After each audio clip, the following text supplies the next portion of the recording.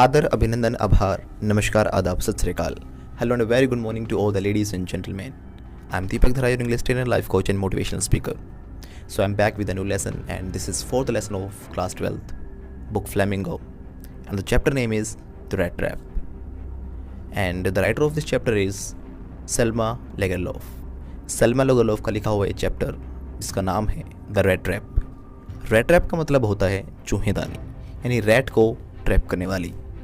तो आज हम इस चैप्टर में हम करेंगे अपनी समरी, और एक बहुत ही सुंदर स्टोरी है ये, जिसमें एक चूहेदानी वाले के बारे में बताया गया है. एक चूहादानी बेचने वाला व्यक्ति था. अक्सर वो चीज़ों को उठाता था और कुछ तार वगैरह जोड़कर चूहादानी बनाता था, यानी जिसमें चूहों को पकड़ा जाता था. एक बार की बात है, वो ऐसे ही सोच रहा था, विचार कर रहा था, बैठा हुआ था. सोचते सोचते उसे याद आता है कि जो ये पूरी दुनिया है वो भी एक चूहादानी है. क्यों? क्योंकि जिस तरह से एक चूहादानी है उसके अंदर हम कुछ मांस का टुकड़ा लगाते हैं, कुछ खाने की चीज़ लगाते हैं, ब्रेड लगाते हैं, जिससे कि चूहा उस लालच को देखकर आ जाता है और फंस जाता है. ठीक उसी तरह इस दुनिया के जो लोग हैं वो भी अलग अलग चीज़ों को देखकर आकर्षित होते हैं, और जिसकी वजह से वो अलग अलग परेशानियों में फंस जाते हैं. इसी प्रकार इस विचार को सोचते सोचते वो बहुत ही ज़्यादा खुश हो रहा था, सोच रहा था. इस विचार के ऊपर उसे बड़ी खुशी मिल रही थी कि ये पूरी दुनिया एक बड़े चूहेदानी की तरह है, एक बड़ा रैट ट्रैप है, क्योंकि अक्सर लोग इसमें क्या होते हैं, फंस जाते हैं. यहाँ पर जो लालच है वो क्या है? जो हम दुनिया भर की चीज़ें देखते हैं, बंगला देखते हैं, घर देखते हैं, जायदाद देखते हैं, रिचेस यानी ये धन दौलत, ये सारी वो चीज़ें जो कि लोगों को आकर्षित करती हैं, ये एक चूहेदानी की तरह है. लोग इन चीज़ों को देख के आकर्षित होते हैं, कुछ गलत कदम उठाते हैं और एक दिन इस चूहेदानी में फंस जाते हैं. जब ये एक बार रास्ते से जा रहा था, इस विचार के बाद इसने देखा उस दिन शाम हो गई थी, और इसने सोचा कि मैं कहीं पर ठहर जाता हूँ. पास में एक छोटी सी झोपड़ी थी जहाँ पर एक क्रॉफ्टन नाम का व्यक्ति रहता था. ये वहाँ पर जाता है और उसकी डोर को नॉक करता है. उससे पूछता है कि क्या मैं यहाँ पर आज रात के लिए ठहर सकता हूँ. क्रॉफ्टर उसे देखता है और उसे इजाज़त दे देता है. क्योंकि क्रॉफ्टर उसे इजाज़त इसलिए देता है क्योंकि क्रॉफ्टर खुद अकेला रहता था. ना उसका परिवार था, ना उसके बच्चे थे, ना उसकी पत्नी थी. उसने सोचा कि इस अकेलेपन में कम से कम कोई तो आज रात मेरे साथ होगा. दोनों एक साथ बैठते हैं. क्रॉफ्टर उसे अपना दलिया शेयर करता है और कहता है, लो खाओ. क्रॉफ्टर लेकिन कुछ ज़्यादा ही उसके साथ घुल मिल जाता है और उसे काफ़ी चीज़ें अपने बारे में बता देता है. वो उसके साथ ताश खेलता है, उसके साथ काफ़ी बातें करता है. उसे बताता है कि पहले मैं रामशो आयरन मिल्स में काम करता था, लेकिन आजकल मैं अपनी गाय के जरिए ही दूध बेचकर पैसे कमाता हूँ. उसे बताता है कि मैं अपनी गाय से काफ़ी पैसे कमा लेता हूँ, और एक खिड़की पे टंगी हुई पोटली दिखाता है और उसको 30 क्रोनर जो उसने कमाया था दूध बेचकर उसे दिखाता है. वे दिखाने के बाद वे कुछ बातें करते हैं. उसके बाद वो सो जाते हैं. लेकिन अगली सुबह जो क्रॉफ्टर था वो बड़ी ही जल्दी में था, क्योंकि उसे गाय का दूध निकालना था. क्रॉफ्टर और मेहमान दोनों उठ जाते हैं.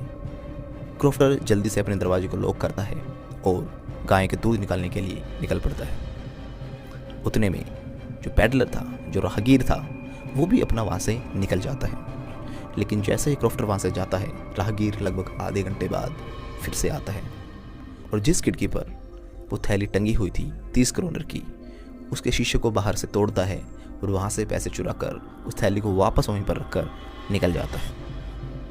और बहुत ही ज़्यादा प्राउड फील करता है, बहुत खुश होता है कि मैं कितना चालाक हूँ, कि कैसे बड़ी आसानी से, बड़ी चालाकी से वो 30 क्रोनर्स उसने अपने बना लिए.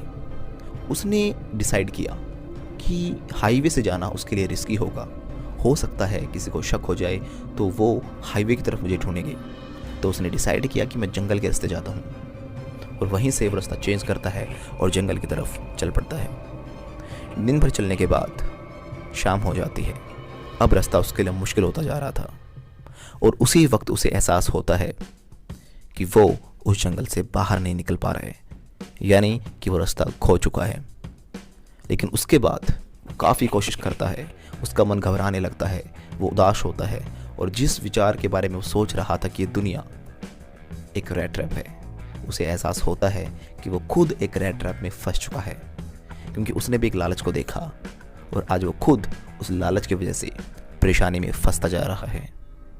उसके बाद जो निराशा के साथ ये चीज़ें सोच रहा था, उसको रास्ता मिल नहीं रहा था, उसको अचानक से आवाज़ सुनाई देती है जो कि लोहा पीटने की आवाज़ थी, जिससे उसे समझ में आ जाता है कि पास में ही कोई आयरन मिल है, यानी कि लोहे की फैक्ट्री है। उस आवाज़ को फॉलो करते हुए सुनता हुआ आगे बढ़ता रहता है और उस आयरन मिल में पहुंच जाता है। आयरन मिल में एंट्री करने के बाद वहाँ पर वो थोड़ी सी इजाज़त मांगता है कि क्या मैं यहाँ पर भट्टी के पास सो सकता हूँ, क्योंकि उसका मुख्य कारण था सर्दी बहुत ज़्यादा थी और उसे सोने के लिए एक जगह भी मिल गई थी। तो वहाँ पर लेट जाता है और अपना सोने की तैयारी करता है। उसके कुछ समय बाद आयरन मास्टर वहाँ पर आ जाता है और सबसे पहले उसका ध्यान उसी चित्रों में पड़े हुए व्यक्ति पर जाता है कि ये कौन है। वो उसके पास जाता है, उसे गौर से देखता है, अपनी टोपी को उतारता है और बड़े ध्यान से उसे देखता है और बड़ा हैरान हो जाता है। उसे देखकर उसे लगता है कि वो उसका फ्रेंड है जो कि उसके साथ सेना में था, वो कभी कैप्टन हुआ करता था। उसे कहता है कि आपकी हालत कैसी हो गई, अगर आपने सेना को रिज़ाइन नहीं किया होता तो आपकी ऐसी हालत नहीं हुई होती, लेकिन अभी आप चिंता मत करो, आपका दोस्त हूँ मैं, आपका साथी हूँ मैं, आप मेरे साथ चलिए, आप इतने बुरे वक्त में चल रहे हो, don't worry, now I am here to help you out of it. ऐसा कहने के बाद उसे काफ़ी रिक्वेस्ट करता है कि चलो मेरे साथ, लेकिन पैडलर बार बार मना करता रहता है। आखिरकार वो चला जाता है और फिर अपनी बेटी को भेजता है, क्योंकि उसे लगता था कि उसकी बेटी मनाने में उसे ज़्यादा अच्छी है। तो वो आती है और वो कहती है, सर आप मेरे साथ चलिए, आपको मैं गारंटी देती हूँ कि आपको कोई परेशानी नहीं होगी और अच्छे से हम क्रिसमस का त्यौहार एक साथ मनाएंगे। अंत में वो उसे मना लेती है और जो राहगीर था वो उसके साथ उनके घर पे चला जाता है। वहाँ जाने के बाद जब अगले दिन उसे अच्छे से नहा धुला कर तैयार किया जाता है, उसको शेव किया जाता है, उसको अच्छे कपड़े पहनाए जाते हैं, उसे वेल ड्रेस्ड किया जाता है, आयरन मास्टर देखकर उसे हैरान हो जाता है और अब वो समझ गया था कि उसने कितनी बड़ी गलती की है। वो असल में कैप्टन नहीं, कोई और था। रात के अंधेरे में उसने धोखा खाया था और जैसे उसे पता चलता है कि उसका दोस्त नहीं, वो गुस्सा हो जाता है और कहता है कि तूने धोखा किया है, तो निकल जाए यहाँ से, नहीं तो मैं पुलिस को बुलाकर तुझे पकड़वा दूंगा। ऐसे में राहगीर कहता है कि इसमें मेरी कोई गलती नहीं, मैंने नहीं कहा कि मैं कैप्टन हूँ, आप मुझे ज़बरदस्ती अपने घर लेके आए थे। लेकिन जब उसके साथ बुरा बर्ताव किया जाता है और उसे निकलने के लिए कहा जाता है, जैसे ही वो जा रहा था उसकी बेटी एडला उसे रोक लेती है और कहती है कि पापा, जिस इज्जत के साथ हमने इसे बुलाया था, हमें उसे ऐसे भगाना नहीं चाहिए। माना कि वो आपका दोस्त नहीं, माना वो आपका साथी नहीं, लेकिन फिर भी इस त्यौहार के दिन हमें किसी भूखे इंसान को ऐसे घर से भगाना नहीं चाहिए। माना गलती हुई है, लेकिन गलती हमारी भी थी।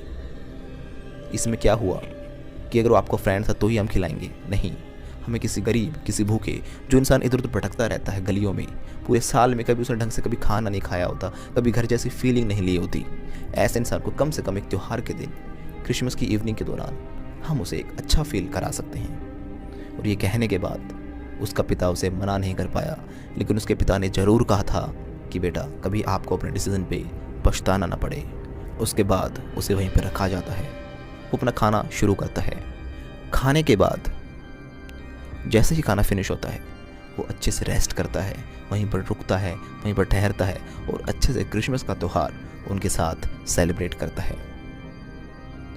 घर पे उसको देखकर ऐसा लग रहा था कि वो सिर्फ खाने और सोने के लिए ही आया है। वो खाता था, उसके बाद सो जाता था। पूरे दिन उसने कुछ नहीं किया सिवाय सोने के। अगले दिन सेलिब्रेशन के बाद वो चर्च जाने की तैयारी करते हैं। दोनों पापा और बेटी चर्च जाते हैं। उस समय जो राहगीर था वो उनके घर पे सो ही रहा था, लेकिन जैसे ही वो चर्च जाते हैं उन्हें पता चलता है कि कोई पैडलर, जो कि चूहेदानी बेचने वाले व्यक्ति है, क्रोफ्टर के 30 करोड़ रुपये चुरा कर भागा हुआ है। तब उन दोनों को एहसास होता है कि कितनी बड़ी गलती उन्होंने की है। तब एडला सोच रही होती है कि मैंने कितनी बड़ी गलती कर दी उस इंसान को अपने घर पे रख के।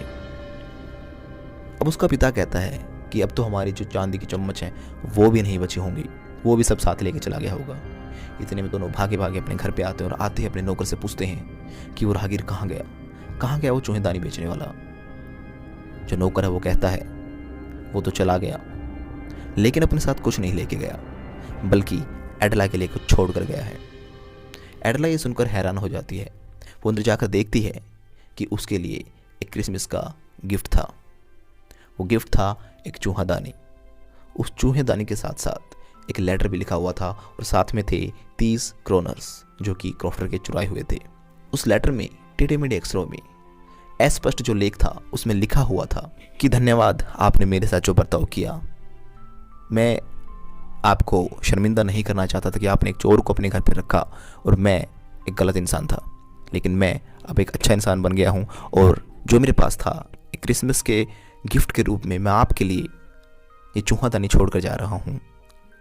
उसके अलावा ये 30 क्रोनर जो कि मैंने चुराए थे, आप ये उस क्रॉफ्टर के वापस कर देना और आज से मैं सारे गलत रास्ते, सारे गलत काम बंद कर दूंगा, रोक दूंगा। और उसके नीचे उसने साइन किए कैप्टन वॉन स्टेल। तो ये थी स्टोरी कि किस प्रकार अक्सर हम किसी इंसान को बुरा समझ लेते हैं, लेकिन फिर भी हर इंसान में कुछ ना कुछ अच्छाई होती है जिसे हम अपने प्यार से, अपने बर्ताव से बदल सकते हैं।